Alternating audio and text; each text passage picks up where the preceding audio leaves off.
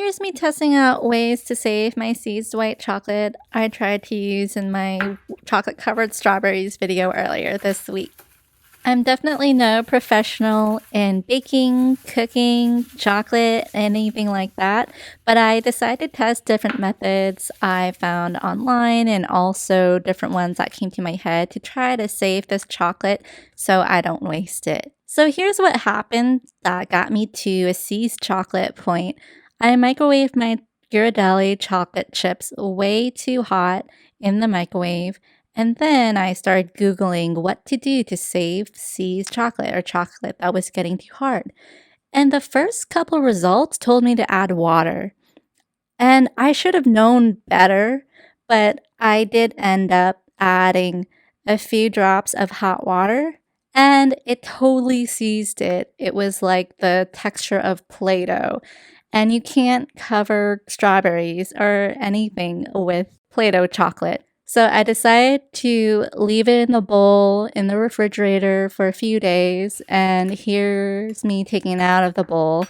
And I thought I'd test just chopping it up. First, I was testing finally. I was like, this is taking too long. Let me get a cheese grater.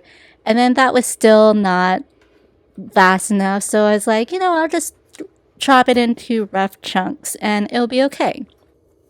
And then I tested microwaving it in the microwave. Again, I thought maybe after a few days that water I added would be evaporated, but nope, it's still Play-Doh white chocolate. And so I started thinking of what ingredients go into chocolate, what makes chocolate that is a dessert that people think of. And I'm thinking butter and milk.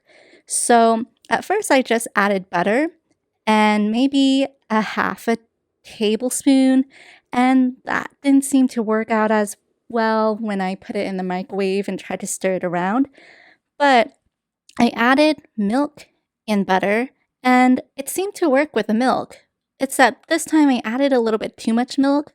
I think if you add just a teaspoon of milk at a time, warm it up in the microwave, and start stirring it around, you'll get better results. The reason why it was too much milk is that it never really hardened again. I had to wait for it to cool down to get it to even coat the back of my spoon. And then once it was cool, I tried it on some strawberries. Some weren't thick enough, so it was kind of a translucent white chocolate covered strawberry thing going on. I waited a little bit more. I even put it in the fridge a little bit to harden up, and it finally did.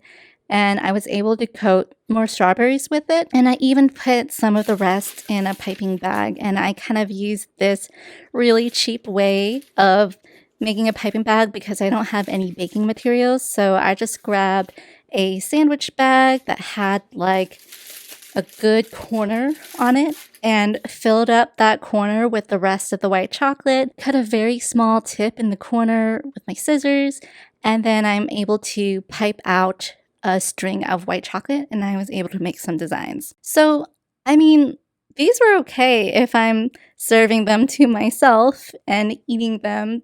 They still tasted great. They definitely weren't your traditional white chocolate. I put them in the fridge for a couple hours. They never really hardened because I put too much milk. I feel like if I put a little bit less milk, it would have saved the seized chocolate, but also had that very similar consistency of the chocolate before, and it could harden and taste like traditional white chocolate covered strawberries. So there you go. There's my little experiment that I thought I'd share on the interwebs for some reason, but I thought it was pretty fun to experiment.